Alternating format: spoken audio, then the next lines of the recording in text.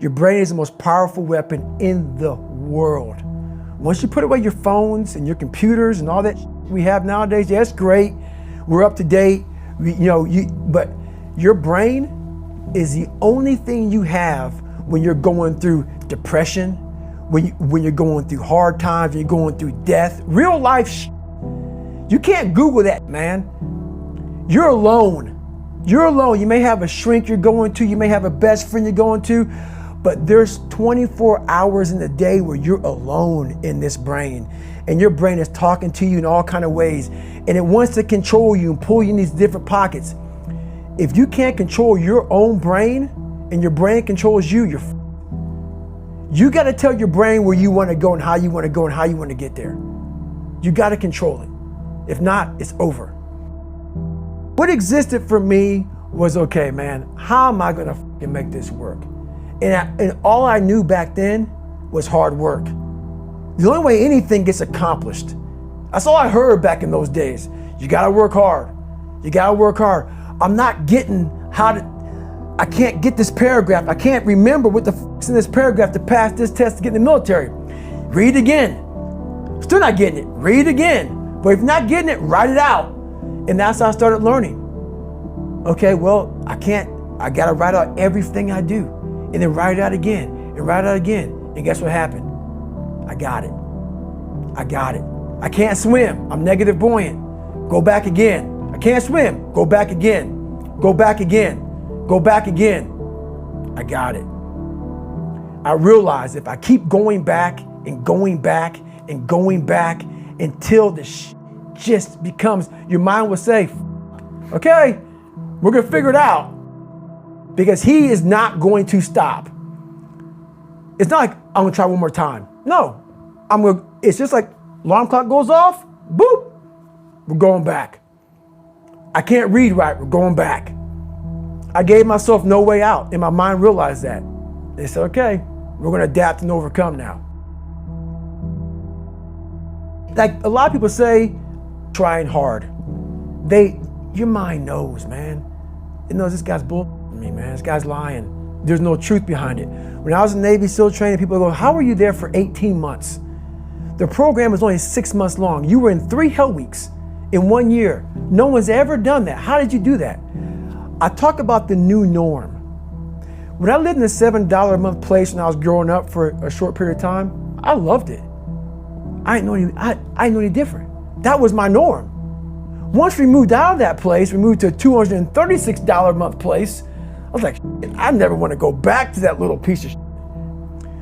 But if you go back to that $7 a month place and you realize this is where I live, this is all I got, your mind says, roger that, this is home. So when I was going through Navy SEAL training for 18 months and going back through all the hard parts over and over again, I told myself after the first time, I knew it was gonna be a long journey there. My body was breaking down. It was just how it was going on. I said, you know what? This is my new norm. So my mind said, it's like going to work. Like you go to work, you put your suit and tie on. I go into suffering every day. Every day, suffering, being broken, duct taping my feet up, stress fractures, shin splints, being broken. This is my new norm. And your mind says, if we're not broken, this ain't normal. We gotta be broken. So then your mind starts to get tougher and tougher and more callous. People go, how did you run on broken feet? Broken shins. My mind knew this is how we operate. We're in Navy SEAL training. This is what we are. I became hell. And that became my new norm. I gave myself no way out. There was nothing outside these walls of hell. Nothing. I loved God, but for a short period of time, I became the devil because that was hell. I became the boss, the owner, the CEO of Navy SEAL training. That was my mindset. And that's how you get through things. You immerse yourself in wherever it is, and you become that. You become that and give yourself no way out. When I was 297 pounds and I was fat as hell trying to be a Navy SEAL, the scariest thing in the world to me, even to this day, was that could have been the rest of my life. I thought then I was trying hard. That's the scariest thing in the world. I thought then 297 pound, working for Ecolab, spraying for cockroaches, making $1,000 a month. I thought that was me at my 100% potential. Come to find out, a few years later, I wasn't anywhere near that. 106 pounds less, graduated Navy SEAL training, went on to do all these other things. Looking back on that, that was me trying hard. That's why people gotta understand, what is in us, we have no idea until we start trying hard. And I mean really trying hard, where you're obsessed with, hey, this is my new norm. My new norm is that, wow, this isn't always fun. It's not always meant to be fun. And that's when you know you're trying hard. People hear my story and think this guy is sadistic. I realized how the brain works. I figured out how the brain works. I'm a scared kid, and that's what gives me so much power. I had no foundation, and I built this off of just researching the mind. The feeling you get is basically invincibility. You realize that you can't do it all the time. When you need to do it, I know I can go to a place that I can live in. And when you know that you can run on broken legs and you can do certain things that a lot of people can do, but they're not willing to do, this power, this sympathetic nervous system of fight or flight, and you're fighting, it gives you this charge of energy of when you're sitting there at 3:30, 4 o'clock in the morning and you're duct taping your feet up because they're broken, and you're doing it by yourself, and you're going through arguably one of the hardest training in the world. And these guys, most of them are healthy, and you're going through it broken, and you're already at a disadvantage, but you're still there. You can feed into that and tap into that for a lot of power. But if you look at it, well, I'm broken, man. I'm not gonna make it.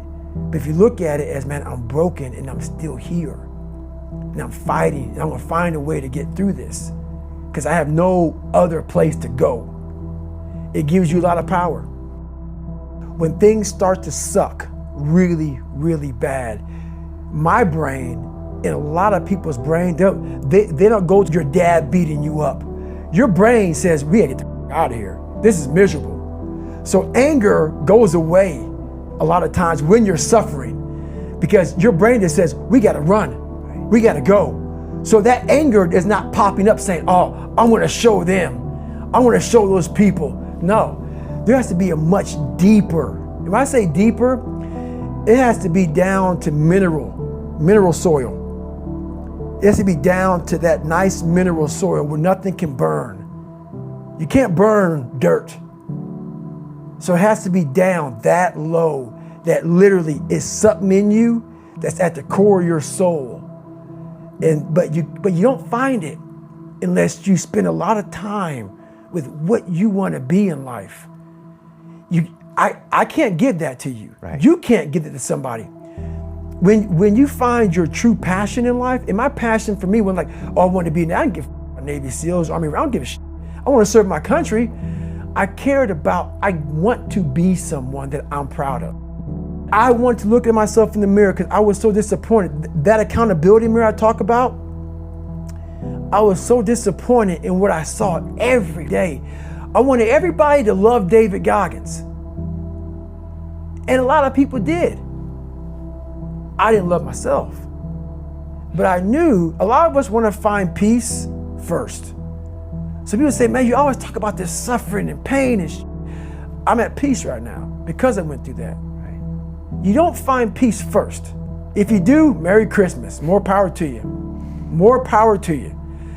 I found peace on the opposite end of finding myself. And no one really finds themselves without going through trials, tribulations, suffering, accountability. And accountability is suffering. Being accountable every day for doing right for yourself, for the people next to you, it's miserable. It's hard. So, even the smallest details.